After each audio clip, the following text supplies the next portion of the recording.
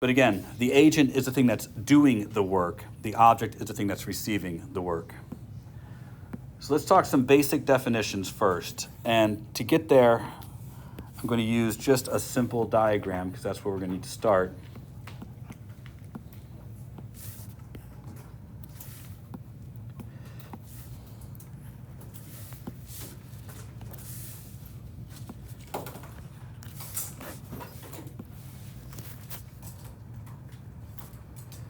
Defining work is easy to do mathematically, but it's the implications that are going to be trouble.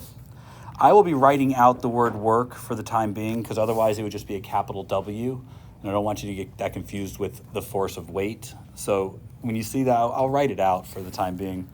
The definition I have to give you is a calculus definition, and you'll have to understand why after the course of a little bit. But before you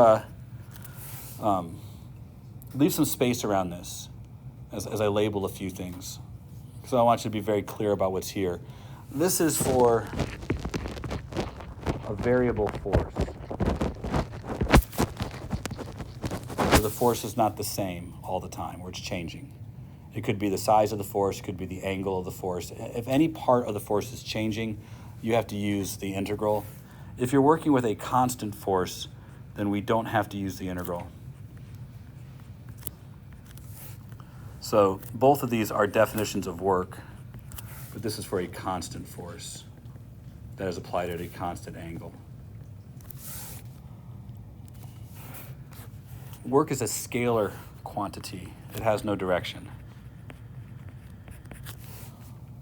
Positive amounts of work mean that the object's energy increases, and negative amounts of work mean that the object's energy decreases. This is just like you learned positive and negative in grade school. So we're going back to that. Since this is not a vector quantity, the positive and negative don't mean direction any longer when it comes to work. It refers to increases and decreases in energy. Objects cannot have negative energy. They can have zero energy, but they can't have negative energy. Now, I'm going to completely tell you that that's wrong. Things can have negative energy all the time. But for this unit, objects will have zero or more. They won't have negative energy. Okay, for this unit alone. And then we'll have to explore what it means to have negative energy. Now, these are both vectors. You see, in order to do work, a force has to be directed in the direction of motion. So when we say that a force is doing work, there must be some component of it that causes the object to change position, or is a result of an object changing position. So only objects that go from one place to another can have work done on them. A stationary object can have no work done on it. A change in position is required for work to be done. Now you can impart momentum to an object without changing position. A baseball on a bat, for example, the impression of the ball changing velocity, that occurs due to the change of impulse, which we'll talk about next unit. But work requires a displacement. The object has to change position for work to have been done. So you can sit and push on the wall all you like, apply a force to it all day, but if the wall doesn't move, you've done no work, no matter how tired you are. You could hold books on the end of your arms. Anybody ever get that as a punishment for being bad, having to hold books out? No? God, we used to be able to do good punishments back in the day. Most people give up in about 2 minutes. But no work is done if the book doesn't move. There has to be a displacement in order for work to have been done. Also, that displacement had to be accompanied by an applied force. However, this is not multiplication. This is known as the dot product or scalar product. It's a type of multiplication that takes two vectors and produces a scalar. It's not rocket science, but you have to understand that the dot product is required anytime you're trying to produce a scalar from a vector under the circumstance that were described here. The dot product tells you how much force is in the direction of motion.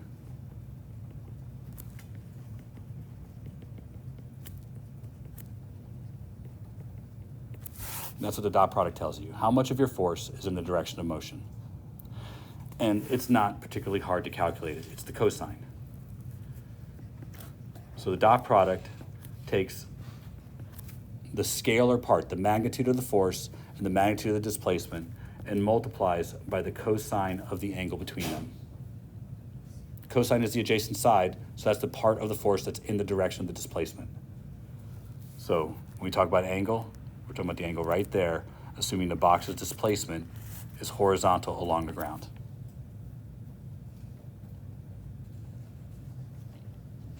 This is how we physically calculate work. Now just a little bit of station keeping. Force is in newtons. Displacement is in meters. So the unit is Newton meter, which is also known as a joule. You've learned about the joule of energy from chemistry. I know it's part of the chemistry curriculum, so you've had joules before. But understand that a joule is based on physical work being done. So it's based on newtons and meters, which means kilograms, meters per second squared times meters, or kilograms, meters squared per second squared. That is the actual unit of a joule. It's a complex unit. I will, for the time being, write out the word joule instead of just uppercase J, but for the most part, when we say something has a certain number of joules of energy, J will be fine. Joule is a pretty small form of energy. There are lots of different things that we've used for energy. Name one. Amps. What's that? Amps. Amps is not a form of energy. It's a form of current. You can measure energy from amps, but it's not direct. Something else? Something from anywhere else besides Joule? I know you know others. God, this class is terrible. Pascal. No. Is that pressure? Pascal's pressure, but you should know calories. You all pass chemistry.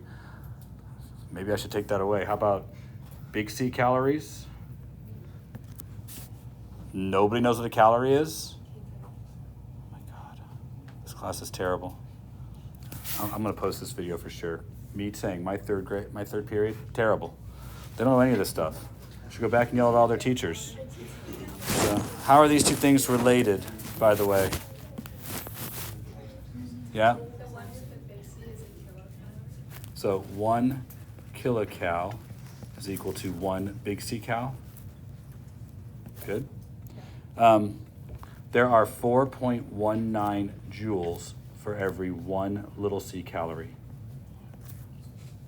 So there are 4,190 joules in every 1 big C calorie. You should know I had the same conversation in 7th period yesterday, and they were able to tell me all of these things. Tells you it's my third period. Third period has trouble. This tells you that a joule, for the most part, is the smallest unit of energy that you guys know. Everything else is a bigger unit of energy. I even hate asking these questions, but I'm supposed. Can somebody tell me what the calorie is based on? Heating up water. Heating up water. It's the amount of thermal energy required to raise 1 gram of water 1 Kelvin. You should write that down if you don't know it. I'm certainly going to put it on your next couple of tests just because I want you to know things and not be idiots. You can know things. It's okay to be smart. Again, 1 calorie is the amount of thermal energy required to raise 1 gram of water 1 Kelvin. You should know that. And you should know that 1,000 calories is 1 food calorie. Yikes, that was harder than it should have been. All right, let's see. I have a whole bunch of you who love talking about how you like to go to the gym. So let's at least touch on that for a minute. Amir, what do you bench? 235. Divide that by 2.2, please. Because I know you're doing some other homework over there. No, I just can't see the board. Oh, okay, I believe you. Why don't you move up? Lots of seats. 107. 107 kilograms. Length of your arm, what do you think? 70 centimeters? I have no idea. We could probably figure that out though, can't we? The reason I'm gonna go with 70 is because the whole length wouldn't work. If you're doing a bench, you get limited range, but it's about 70 centimeters for a grown man's arm length. So let's go with 70 centimeters. So all of you should be able to do this based on what we've talked about already. When Amir does a single bench press, he lowers the bar to his chest and then in a controlled manner returns the bar to its original position, correct?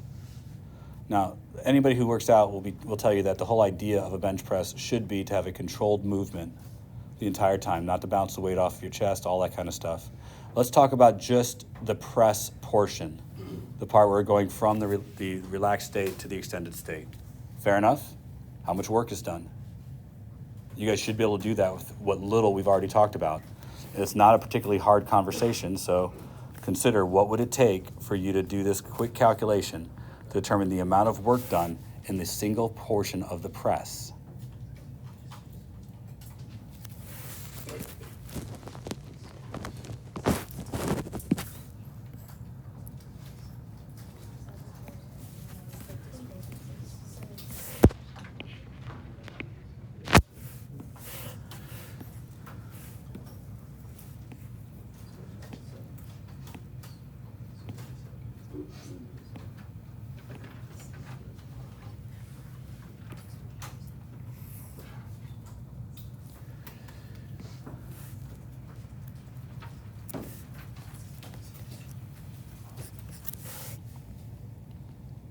Ready?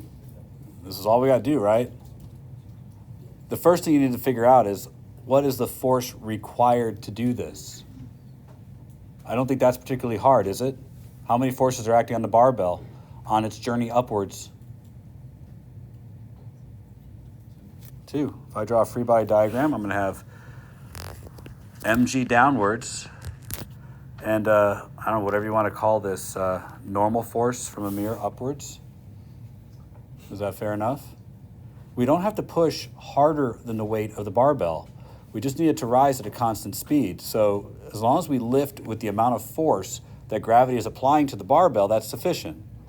If he pushes harder than that, that's fine, but that means he's going to accelerate the barbell. And do we need to accelerate it? No, we're just talking about pushing it back to its upright position. That's a constant velocity.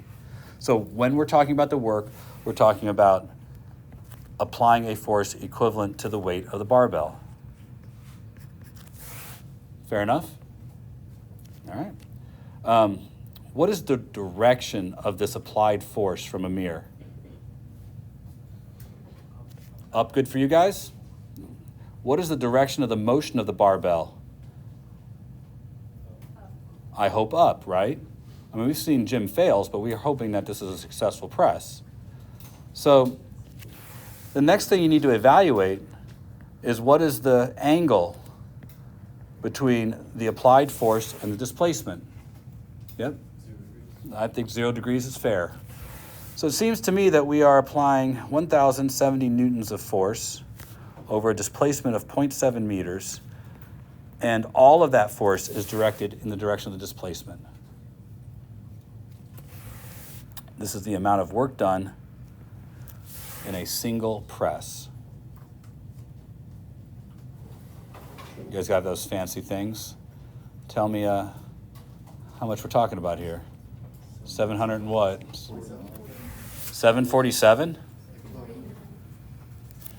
That'd be joules of energy.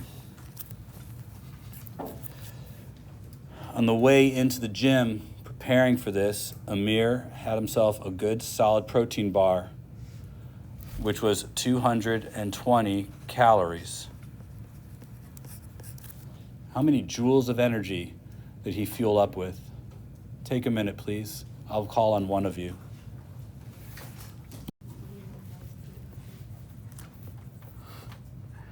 All right, so if his plan is to work off this health bar, we still got a lot left over, don't we? First, anybody who works out understands that weight training is not a weight loss plan, correct? Now, assuming that some of this was siphoned off for respiration, maintenance of heart rate, maintenance of body temperature, just keeping himself upright and all stabilization muscles, operating the digestive system, which takes quite a bit of the energy of the food away. That's a lot of reps, isn't it? It would be a lot of reps. Yeah. It's 21,740. It's not 929,800.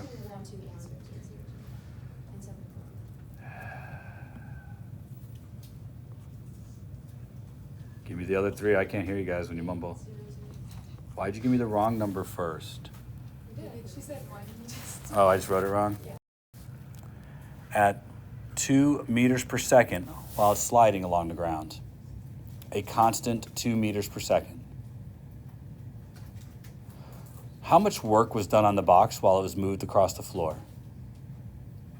Hurry, this will take a moment. Again, the box being pulled by the same 107 Newton force has a mass of 60 kilograms. That force is being acted at an angle of 20 degrees. The box slides 10 meters across the floor. How much work was done on the box if it slid at 2 meters per second?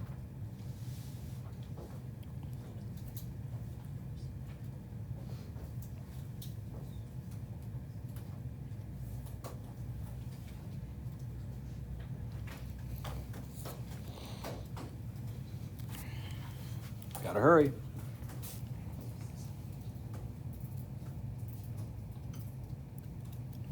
Now, all of you who are busy working, I gave you way a lot of numbers. Do you need them all? No, you don't need, in fact, you need about just a couple of them, right? 2 of them are completely extraneous pieces of information. They weren't put in there accidentally. But did you pick out the right ones that you needed? So, do we do 107 newtons times 10 meters times the cosine of 20 degrees? Because this would be the amount of work done by the applied force on the box. This is pretty straightforward stuff. If you're looking for the easy stuff, this will be the easy stuff.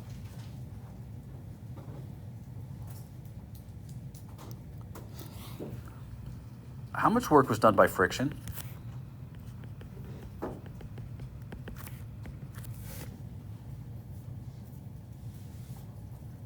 Hurry. I want you to think about it, but you should be able to give me a number. I'll give 2 minutes and I'm calling the table.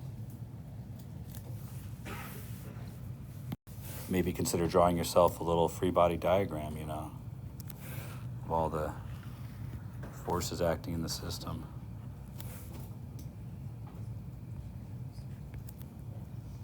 And you don't need any extra information, just what's been given to you.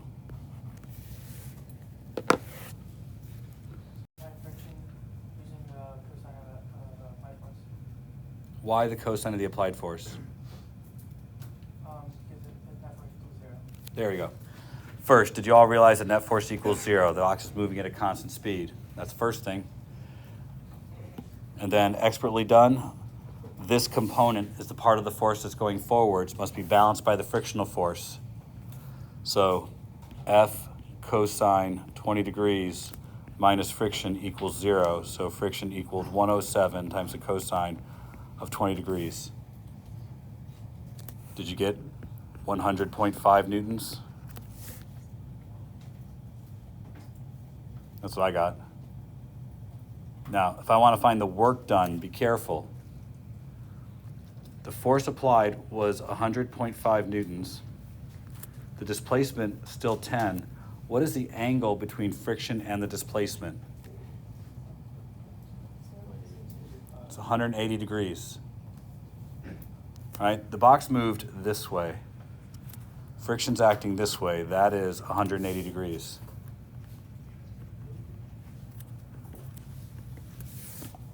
Right? So although this was 1,005 joules, this was negative 1,005 joules.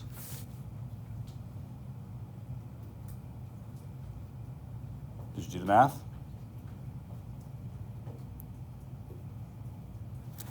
I want you to understand something, that 2 forces did work on the object. The object changed location.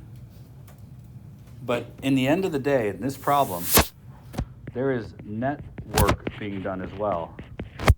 And the net work being done on the box was 0. nothing about the box's energy changed. It changed location, but nothing about its energy changed. So somebody pulled the box along, and as they gave the chair energy, friction stripped that energy away. So that when we were done, the object had the same amount of energy that it started with. It's just in a new position. You see, if you're going to do work on an object, for it to retain that energy, something about the object has to change other than its location. There's a couple of ways to know if an object's energy has changed. The most basic one is its motion changes. This is the one you know about from middle school. What's the name of the energy associated with motion? Kinetic energy. That's right. You get this in middle school. Energy associated with motion is kinetic energy. It's also the energy associated with chemistry because temperature is a measure of the motion of the particles. So when you are adding energy to a system, you are speeding them up, you are changing their velocity. And that resulted in a change of energy. For an object to retain the change in energy, something about its motion should be different. Since the box's velocity was the same, its energy never changed, just its position did.